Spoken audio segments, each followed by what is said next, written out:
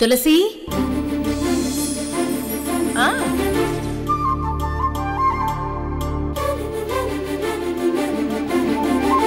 Uncle ఏదో ఆవేశంగా అంటే దానికి నువ్వు హర్ట్ అయి వెళ్ళిపోతానన్నట్టమేంటి? నువ్వలా వెళ్తే నేను కూడా నువ్వున్న చోటకే వస్తాను. అయ్యో ఇది మరీ విచిత్రం అమ్మా. తులసి ఎక్కడ ఉంటే అక్కడికి నువ్వు వెళ్ళటమేమిటమ్మా? అంతగా తులసికి దాసోహం అయిపోయావేంటి? ఏంటిది నందిని? నందిని నందిని నందిని, నీకు ముందు నుంచి ఈ ఏదైతే చెప్పానో అదే జరుగుతుంది. ఈ తులసి నిన్ను పూర్తిగా మార్చేస్తుందని ఏదైతే అనుకున్నానో అదే జరిగింది ఇప్పుడు. నందిని, నువ్వు తులసి విషయంలో రాజీ పడినా నేను రాజీ పడను. ఇప్పుడే ఈ క్షణమే నా కూతురిని ఇక్కడి నుంచి తీసుకువెళ్ళిపోతాను. అమ్మా లక్ష్మి, లక్ష్మి, లక్ష్మి. లక్ష్మి లేదన్నయ్య గారు. ఎక్కడికి వెళ్ళిందమ్మా? మా సంజయ్ ఫ్రెండ్ మ్యారేజ్ అని విజయవాడ వెళ్ళారు బావగారు. మా అమ్మాయి అలా వెళ్ళిన విషయం కనీసం మా అమ్మాయి చెప్పలేదు, మీరైనా చెప్పలేదు. మిమ్మల్ని ఇలా కూడా ఈ తులసి మార్చేసిందన్నమాట. హలో గోవర్ధన్ గారు, ఈ ఇంట్లో పొయ్యి మీద పాలు విరిగినా కూడా దానికి కూడా నేనే కారణం అంటారు.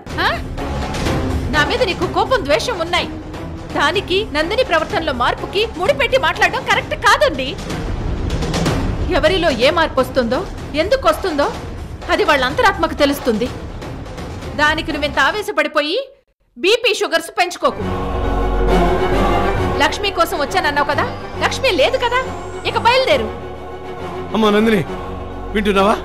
చూస్తున్నావా? నన్ను గెట్లాస్తని వార్నింగ్ ఇస్తుందమ్మా. నీ బుర్రలో ఆలోచనలన్నీ ఈ తులసి మార్చేసింది. ఇప్పటికైనా గ్రహించు తల్లి. అంకుల్, తులసిని మీరు ఏమన్నా నేను ఊరుకోను అంకుల్.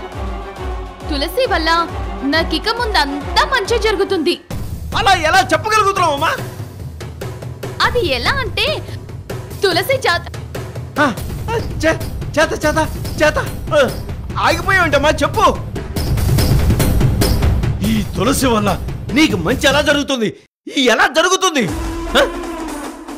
కోర్టు హాల్లో క్రాస్ ఎగ్జామినేషన్ లాగా నన్ను ఇలాంటి ప్రశ్నలు అడగండి. తులసి గారి వల్ల ఎవరికి అన్యాయం జరగదు. అలాంటి జరుగుతున్న అపోహ నుంచి మీరు బయటికి రండి అంకుల్. నేను ఇంత చెప్పినా నువ్వు ఇలాగే మాట్లాడుతున్నావేంటమ్మా? ఈ తులసి నిన్ను ఎంత మైకులో పడేసిందో అర్థమైపోయింది. ఇప్పుడు కాదు, మా అమ్మాయి వచ్చాక అప్పుడు మాట్లాడతాను. నేను ఇప్పుడు వెళ్తాను. వెళ్ళండి అంకుల్. వెళ్ళ అంకుల్, మీరు ఎప్పుడైనా రండి. ఈ తులసి గారి గురించి నేను ఇలానే ఆలోచిస్తాను.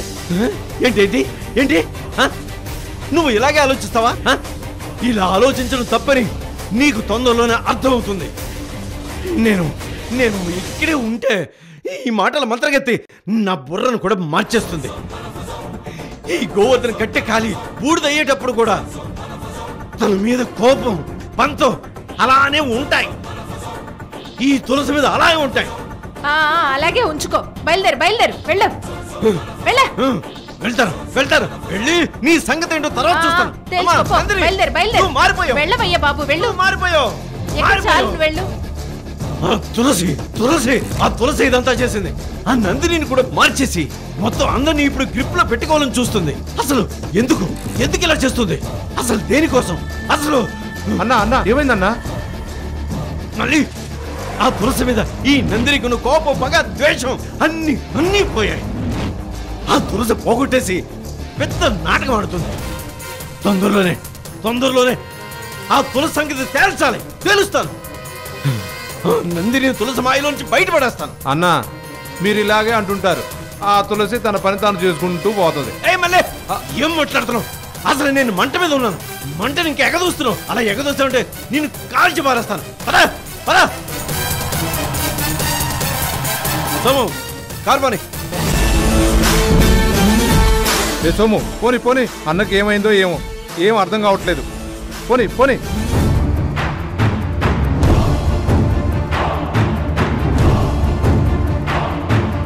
నందిని, చూసావా? బూడిదయ్యేటప్పుడు కూడా పంతమే మిగులుతుందంట. ఇలాంటి వాళ్ళ చరిత్రలు కాలగర్భంలో చాలానే కలిసిపోయాయి. 100 ఏళ్ల ముందు మనం లేం, 100 ఏళ్ల తర్వాత మనం ఉండం. ఎందుకిన్ని పంతాలు? ఆహా తులసి గారు, మంచి మాట అంటే ఇది. మీరైన మాటలేం పట్టించుకోకండి. అస్సలేం పట్టించుకోకండి.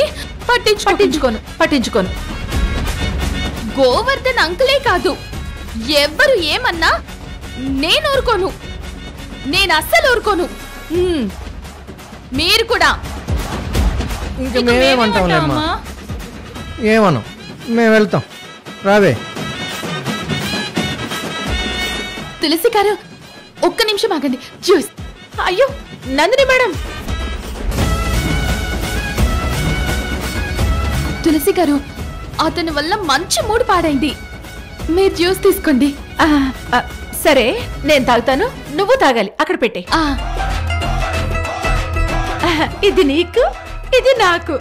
Okay, cheers. తాగు.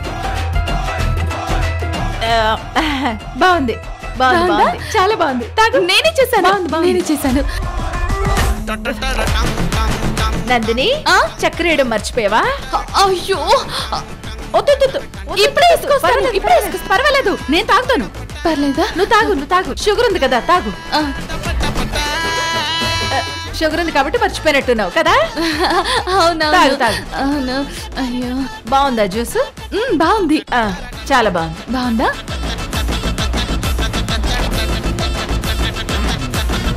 ఈ తులసి అనే జాతకురాలు మీ శత్రువుతో మీరు ఎంత స్నేహంగా ఉంటే, ఎంత పక్కన ఉంటే అంత మంచిది. నేనేసిన ప్లాను నందినిలో బానే మార్పు తీసుకొచ్చింది. తాగు జ్యూస్ తాగు.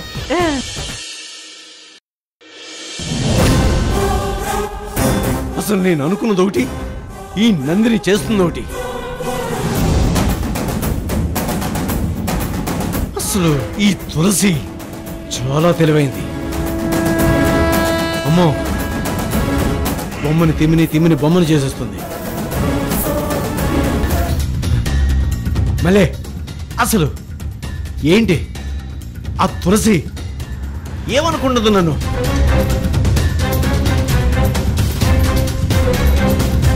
నందిని ఎందుకు అలాగైంది? నా మీద ఫైర్ అయిపోతుంది. ఆ తులసిని అపురూపంగా చూసుకుంటాను. తులసి కంటే గొప్పగా ఎవరూ లేరని చెప్పేసి నాతోనే గట్టిగా మాట్లాడుతుంది. మైండ్ వేడెక్కిపోయింది. చంపేయాలన్న తీదొస్తుంది.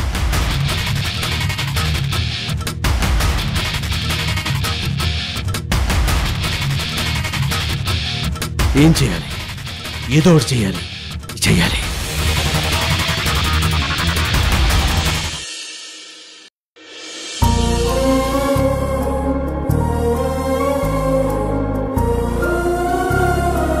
లక్ష్మి, నువ్వు ఇలా కన్నీళ్లు పెట్టుకుంటే నాకు కన్నీళ్ళు వచ్చేస్తున్నాయి. మన లైఫ్లో ఇలాంటి రోజు ఒకటి వస్తుందని మనం ఎప్పుడూ అనుకోలేదు. బట్ ఇది నీ ఫ్యూచర్ కోసం, నువ్వు హెల్తీగా సంతోషంగా ప్రాణాలతో ఉండడం కోసం. మంచి మానవత్వం లేని నీతో నా మెళ్ళో తాళి కట్టించుకున్నందుకు సిగ్గుపడుతున్నాను. నా జీవితంలో ఇంకా మిగిలేదేముంది అర్థమైపోయింది నాకు. లక్ష్మి, అమ్మ కావాలన్న ఆశ నీకుందని నాకు తెలుసు. మనం ఎక్కడైనా ఆర్ఫనీస్కి వెళ్ళి ఒక పాపను బాబును దత్తత తీసుకుందాం. పిల్లలు పుట్టే అవకాశం లేని చాలా మంది కపుల్స్ అలానే పేరెంట్స్ అవుతారు. నువ్వేం బాధపడకు లక్ష్మి, ధైర్యంగా ఉండు. సార్, మీరు ఇక్కడే వెయిట్ చేయండి సార్.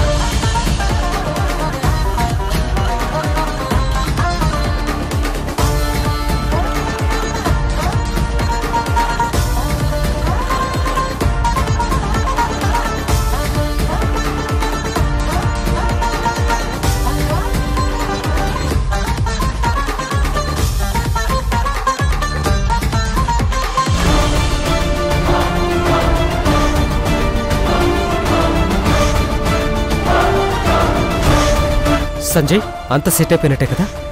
గైనకాలజిస్ట్ని కన్విన్స్ చేయడానికి సిచ్యువేషన్ కాస్త టఫ్ అయింది. అయినా సరే ఎమోషనల్గా మేనేజ్ చేశాను. అయితే నీ ప్లాన్ సక్సెస్ అయినట్టేనా? నా ప్లాన్ సక్సెస్ అయినట్టే. లక్ష్మి ఇంకెప్పటికీ తల్లి కాలేదు.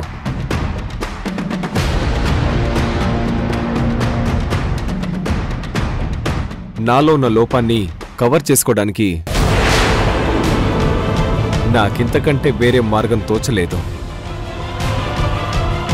కానీ ఇంతటితో నా టార్చర్ అయిపోతుందని లక్ష్మి ఫీల్ అవుతుందేమో. కానీ అసలైన టార్చర్ ముందుంది. నీ ప్రాబ్లం సాల్వ్ అయిపోయింది కదా, ఇంకేం చేస్తావు? లక్ష్మిని పర్మనెంట్గా వదిలించుకోవాలి. ఈ సర్జరీని అడ్డం పెట్టుకొని పెద్ద నాటకం ఆడబోతున్నాను. ఏంటది? జ్యోతి మీద ప్రేమను చంపుకోలేక, జ్యోతి దక్కలేదన్న బాధను జీర్ణించుకోలేక, ఇష్టం లేని నాతో పిల్లల్ని కనలేక కావాలనే లక్ష్మి గర్భసంచి తీయించుకుందని చెప్తాను. నేను చెప్తే ఒప్పుకున్న లక్ష్మి తానుగా గర్భసంచి రిమూవ్ చేసుకుందని మా ఇంట్లో వాళ్ళని నమ్మిస్తాను. ఆ కారణంతోనే విడాకులు తీసుకుంటాను. చాలా తప్పు సంజయ్. తప్పించుకోవడానికి నాకింతకంటే వేరే మార్గం లేదు my friend.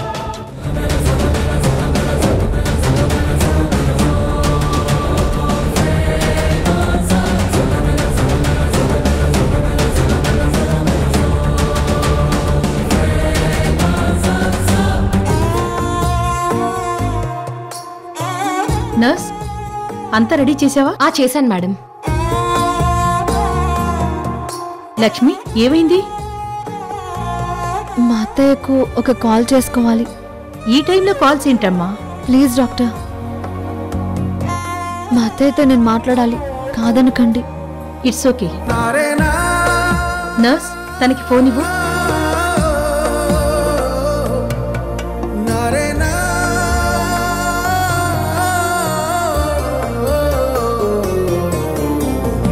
Hello Lakshmi.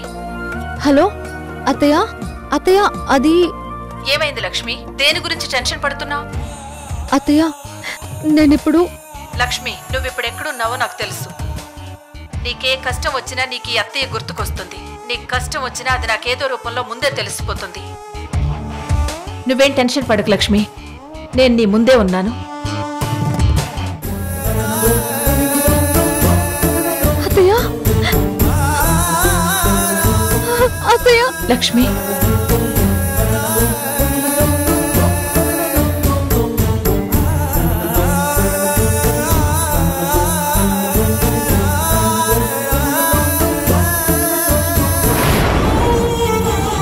Lakshmi, ఏంటిదంతా? ఎందుకు ఇలా చేస్తున్నావు? సంజయ్ వాళ్ళ ఫ్రెండ్ మ్యారేజ్ అని అబద్ధం చెప్పి నేను సంజయ్ విజయవాడ వచ్చామత్తయ్య. ఇలాంటి అబద్ధాలు సంజయ్ నాతో చాలా ఆడించాడు. పైగా ఇక్కడ నా గర్భసంచి తీయించేయాలని ప్లాన్ చేశాడు అత్తయ్య.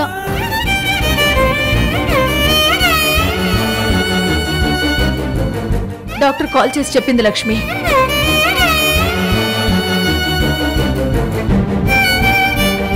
అందుకే అర్జెంటుగా వచ్చాను.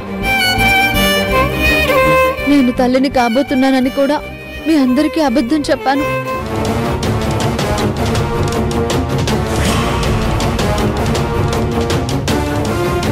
సంజయ్ నాతో అలా నాటకం ఆడించాడు.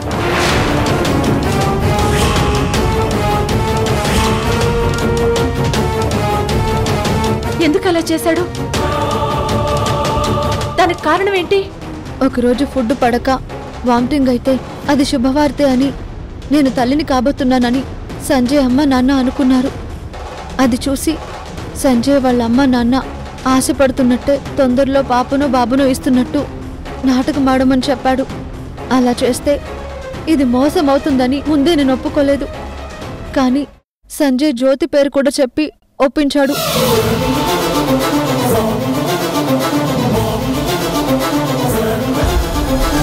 నేను తల్లిని కాబోతున్నానని తెలిస్తే జ్యోతి నన్ను చూసే తీరు మారుతుందని, నా జ్ఞాపకాలు ఇంకా తన మనసులో ఉంటే తను పూర్తిగా మారిపోతాడని చెప్పాడు. జ్యోతి ఆలోచన విధానం మారి తన జీవితం కూడా బాగుంటుందనిపించింది.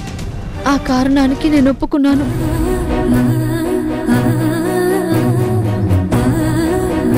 మనసు చంపుకుని నేను నలిగిపోతూ అందరినీ మోసం చేస్తున్నానని నరకం అనుభవిస్తూ సంజయ్తో చాలాసార్లు గొడవ పడ్డాను.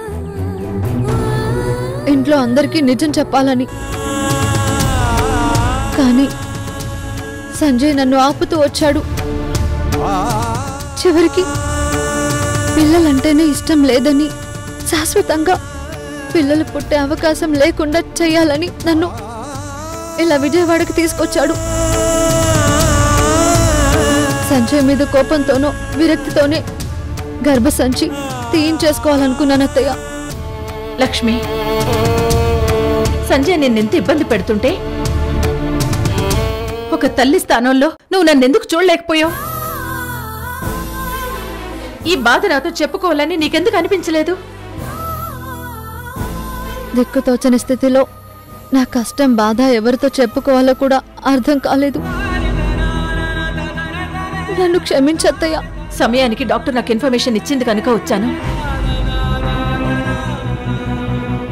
కానీ చివరి నిమిషంలోనైనా నాతో చెప్పుకోవాలనిపిస్తుందా, లేదంటే సంజయ్ అన్నంత పని చేస్తావా అని చూశాను. కానీ నువ్వు నాకు కాల్ చేసావు. ఈ అత్తయ్య నీ మీద పెట్టుకున్న నమ్మకాన్ని కాపాడావు. చదువుకున్న దానివి ఇంత మూర్ఖంగా ఎలా ఆలోచించావు లక్ష్మి? ఒకప్పటి మీ రీల్స్ సోషల్ మీడియా పోస్ట్ చూసి ఫాలో అయ్యాను కనుక తులసి గారి మేనకోడలని మిమ్మల్ని గుర్తుపట్టాను. ఇక్కడికొచ్చాక మీ కళ్ళల్లో బాధ చూసి మీరు ఇష్టం లేక ఈ సర్జరీ చేయించుకుంటున్నారని అర్థమైంది. అందుకే వెంటనే తులసి గారికి కాల్ చేశాను. అందుకు వెంటనే ఫ్లైట్ బుక్ చేసుకొని అక్క వచ్చేసింది.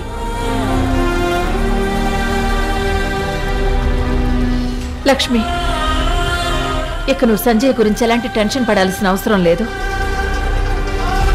డాక్టర్, నాదో చిన్న రిక్వెస్ట్. ఈ ఆపరేషన్ ఆగిపోవడానికి సంజయ్తో మీరేం చెప్పాలంటే,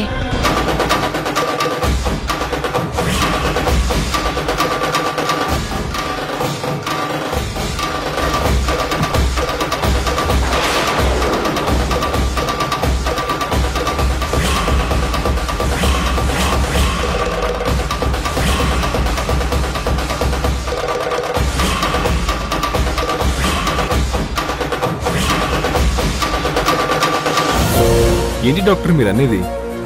అవును సంజయ్, తనకు అనస్థీషియా చేస్తున్నప్పుడు ఫిట్స్ వచ్చాయి.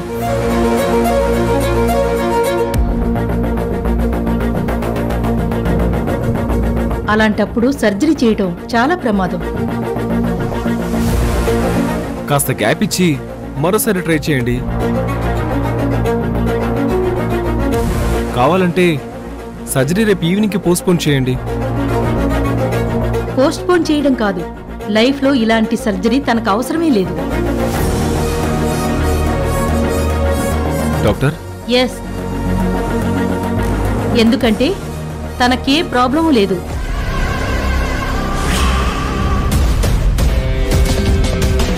ప్రతి నెల తను ఫేస్ చేస్తున్న ప్రాబ్లం నాకు తెలుసు డాక్టర్. నేను అబద్ధం చెప్పట్లేదు. Stop it Sanjay. ఒక డాక్టర్గా నేను అనలైజ్ చేయగలను.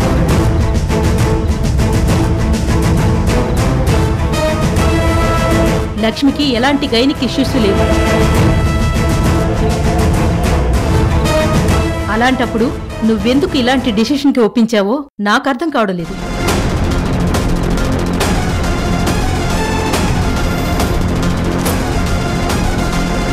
పూజ గదిలోకి వెళ్ళి దీపం వెలిగించి రా అమ్మా. నేను వెళ్ళకూడదత్తయ్య. నువ్వు తల్లివి కాబోతున్నావు. ఇది 4వ నెల. అలాంటిది నువ్వు ఎందుకు పూజ గదిలోకి వెళ్ళకూడదు అంటున్నావు? ఏంటి దాగుడు మూతలు? మర్యాదగా నిజం చెప్పు.